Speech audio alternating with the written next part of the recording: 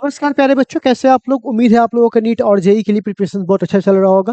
प्यारे बच्चों, हताश नहीं होइएगा, सब कुछ बहुत धीरे धीरे होता है, बहुत सिस्टमेटिक्स होता है, इसलिए पेशेंस रखिएगा। और जिन बच्चों ने भी जेई मेन से प्रयास किया है वो अपने अगले प्रयास के लिए लग जाइए प्यारे बच्चों, और आपको धीरे धीरे करके ये सारी चीजें क्लियर होगी। तो सबसे पहले ना प्यारे बच्चों, इसमें आप लोगों ने सिग्निफिकेंट फिगर, जो कल हम लोगों ने थेरीज वगैरह देखी थी ना, उसमें सिग्निफिकेंट फिगर की डिस्कस किया था और ईरर की चर्चा की थी। ठीक है, तो आज प्यारे बच्चों हम लोग DPP2 सॉल्व करने आए हैं, क्योंकि हमारा ये लक्ष्य है कि आपको बहुत ही आसान और टुकड़ों में चीजों को समझा करके एक कंप्लीट एजुकेशन दिया जाए। तो हम लोगों ने क्या किया था, लास्ट क्लास में ईरर की थ्योरीज पढ़ लिए थे, जिस पे जेई और नीट के क्वेश्चन देखे थे, और आज बहुत सारे क्वेश्चन प्रैक्टिस करने हम लोग आए हुए हैं। ठीक है, तो इसका सीट ऑलरेडी आपको मिल जाएगा मेरे एप्लीकेशन चैनल में, जहां जिसका लिंक डिस्क्रिप्शन में दिया हुआ है। और अगर आप उससे नहीं जुड़े हुए तो कृपया उससे जरूर जुड़ जाइए, क्योंकि वहां सबसे सिस्टमेटिक चैप्टर खत्म होने के बाद नोट्स, PPT और उसके बाद एग्जामिनेशन सब आपको वहां पे मिल जाएंगे। ठीक है ना, तो चलिए प्यारे बच्चों स्टार्ट करते हैं। तो प्यारे बच्चों, सबसे पहला क्वेश्चन है कि इसमें नंबर ऑफ सिग्निफिकेंट फिगर हमको पता लगाने हैं। तो यहाँ पे मैं टारगेट वाले बच्चे हो तो आपको पता होना चाहिए कि इस जीरो को काउंट नहीं करेंगे और इस तीनों को काउंट करेंगे। इस जीरो को इसलिए काउंट करेंगे क्योंकि ये दशमलव के बाद आया है। ठीक है ना, तो कितने सिग्निफिकेंट फिगर है, 3, और पावर जो काउंट करने की जरूरत नहीं है, तो सही ऑप्शन कितने हो जाएंगे। ठीक है, क्वेश्चन है कि L इक्वल टू इतना दिया हुआ है और B इक्वल टू इतना दिया हुआ है। ठीक है ना, आप कह रहे हैं L और B को जोड़ेंगे तो कितना होगा। तो आप सबसे पहली बात, कल मैंने आपको जोड़ने के बारे में एक बात बताया था।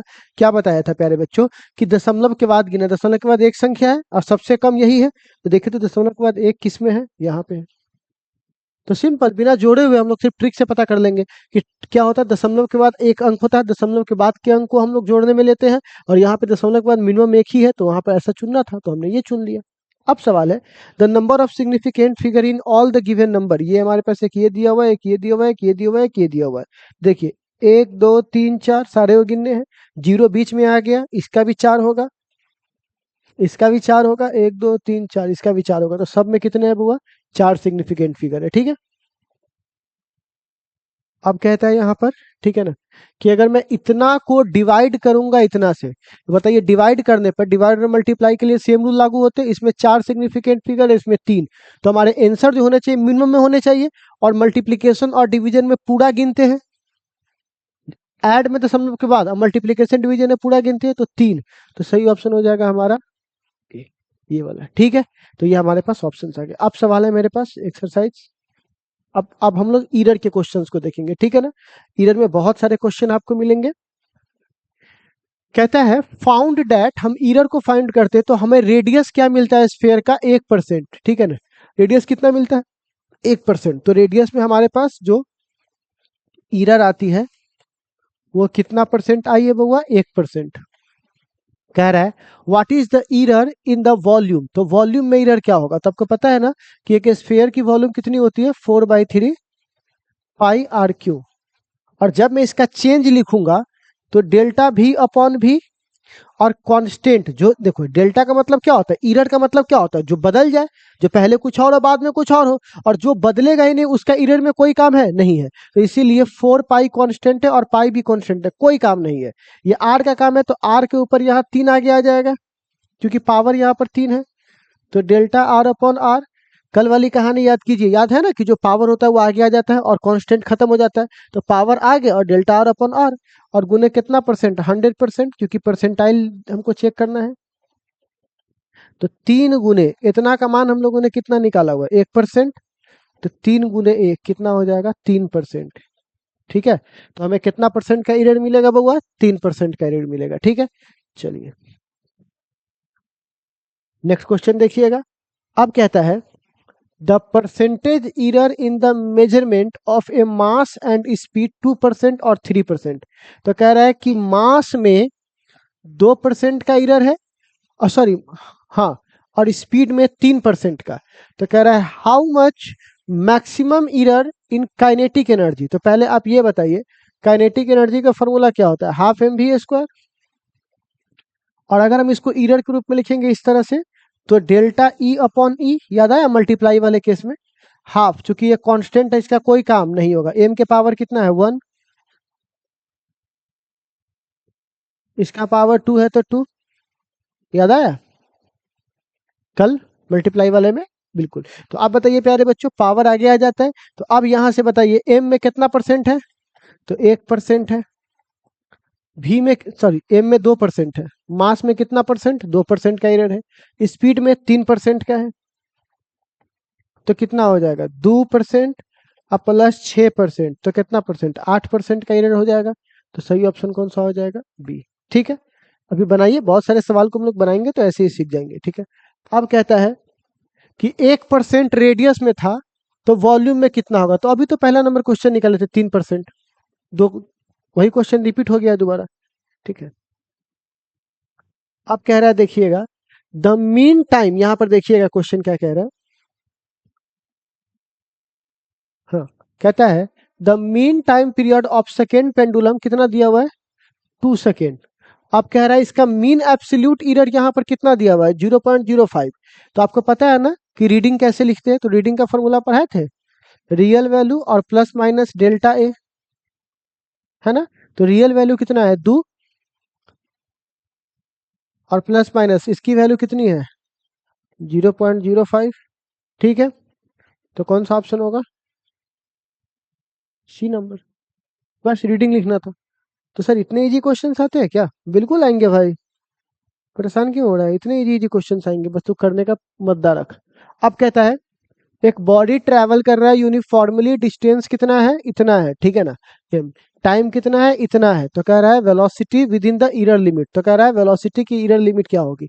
तो आपको पता है v बराबर क्या फॉर्मूला होता है, एस अपॉन टी, होता है कि नहीं होता है। ठीक है, तो आप बताइए तो एस का, तो एस का ये वाला वैल्यू कितना है, ईरर नहीं ये, तो 13.8। अब बताइए ये वाला वैल्यू कितना है टाइम का, 4.0।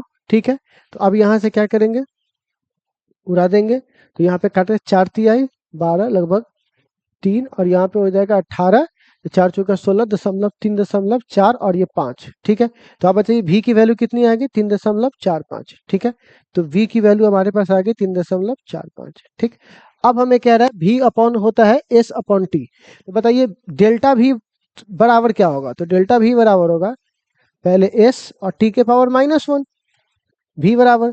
अब इसको लिखना होगा तो डेल्टा v अपॉन v बराबर क्या लिखेंगे, delta s upon s plus, क्योंकि माइनस का इसमें कोई मतलब है नहीं, डेल्टा t अपॉन टी। ऊपर जाएगा तो कुछ इस तरह से काम करेगा ना ये। ठीक है, तो अब यहाँ पर क्या होगा, ये हो जाएगा, 1 मिनट रुक जाइए,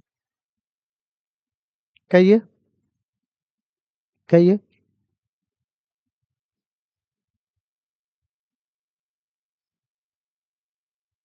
हाँ हाँ,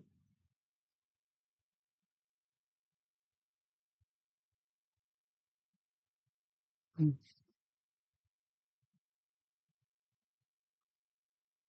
अच्छा ठीक है, मैं आपसे कॉल करता हूँ, थोड़ा लाइव में हूँ, ठीक है, निकल गए। ठीक, ठीक है, तो ये हमारे पास एक वैल्यू होगी। अब बताइए डेल्टा वी अपॉन वी बराबर delta S upon S plus delta T upon T. तो अब बताइए डेल्टा वी की वैल्यू कितनी है, तो डेल्टा वी की वैल्यू कितनी है बुआ। तो अब बताइए डेल्टा वी की वैल्यू हमको निकालनी पड़ेगी, वी की वैल्यू हमें दी गई है कितना, 3.45 बराबर डेल्टा एस का मान बोलिए, तो डेल्टा एस, तो एस में डिस्टेंस को एस बोलते हैं, तो डेल्टा एस की वैल्यू कितनी है 0.2 और एस की वैल्यू कितनी है 13.8 प्लस डेल्टा टी की वैल्यू कितनी है 0.3 और टी की वैल्यू कितनी है 4.0। तो आप बताइए डेल्टा वी की वैल्यू कितनी होगी, तो डेल्टा वी बराबर यहाँ से क्या हो जाएगा, ये मल्टीप्लाई हो जाएगा, तो 3.45।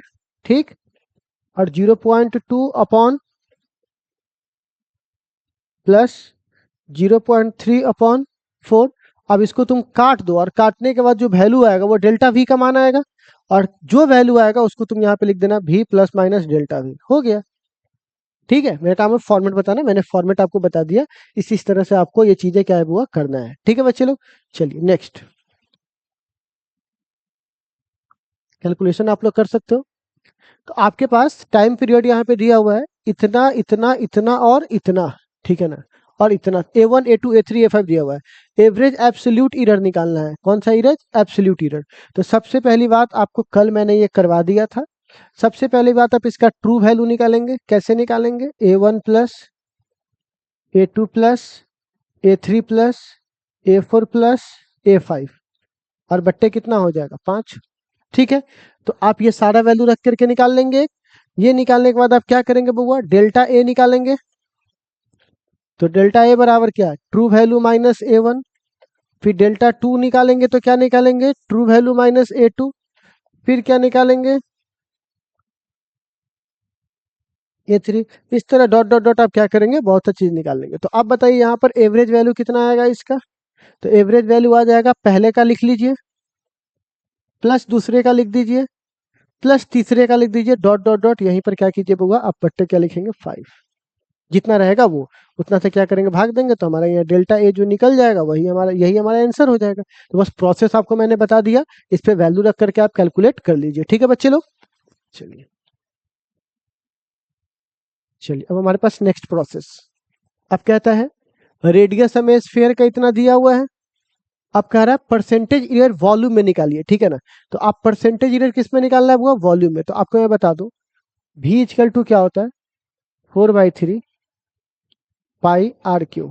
ठीक, तो आप बताइए परसेंटेज एरर निकालेंगे तो डेल्टा v अपॉन v होगा, गुना 100% बराबर, ये तो खत्म हो जाएगा, 3 बाहर, डेल्टा आर बट्टे आर गुना 100%। ठीक, तो आप बताइए 3 और डेल्टा आर का मान जो पीछे होता है वो डेल्टा होता है 0.1, और आर की वैल्यू जो आगे होता है, और गुने कितना 100%। ठीक है, कौन सा ऑप्शन होगा हमारे लिए, सामने है ये वाला। ठीक है, चलिए नेक्स्ट। अब हमें यहाँ पे दिया हुआ है, कहता है फिजिकल पैरामीटर्स, कुछ पैरामीटर्स हमें दिए गए हैं इसमें। ठीक है ना, physical parameters can be determined measuring B C D और E, ABCD दिया हुआ है हमें। अब कह रहा है रिलेशन हमारे सामने ये है। तो एक बात बताओ, ये रिलेशन है A बराबर, तो क्या मैं इसको लिख सकता हूँ B के पावर अल्फा, C के पावर बीटा, D के पावर माइनस गामा और E के पावर माइनस डेल्टा। क्योंकि आपको पता है इरर में ये भाग में ऊपर जाएगा तो क्या हो जाएगा, मल्टीप्लाई। लेकिन इसे मल्टीप्लाई का कोई मतलब, सॉरी माइनस का कोई मतलब नहीं है। तो अब ये कह रहा है मैक्सिमम इरर, कह रहा है ABC में हमको निकालने के लिए अगर दिया हुआ है, तो पहले एक बात बताइए इसको क्या लिखेंगे, सॉरी ए, तो डेल्टा ए अपॉन ए। ठीक है, बराबर गुने परसेंटेज, तो बराबर यहाँ पर कितना हो जाएगा, अल्फा आगे आ जाएगा डेल्टा बी अपॉन बी। ठीक है, प्लस बीटा आगे आ जाएगा डेल्टा सी अपॉन सी, गामा आगे आ जाएगा डेल्टा डी अपॉन डी, और डेल्टा आगे आ जाएगा डेल्टा ई अपॉन ई। अब सब में परसेंटेज दिया हुआ है, तो यहाँ पर आराम से क्या करूँगा, अल्फा और बी की जगह B1%। ठीक है, प्लस बीटा सी की जगह C1%।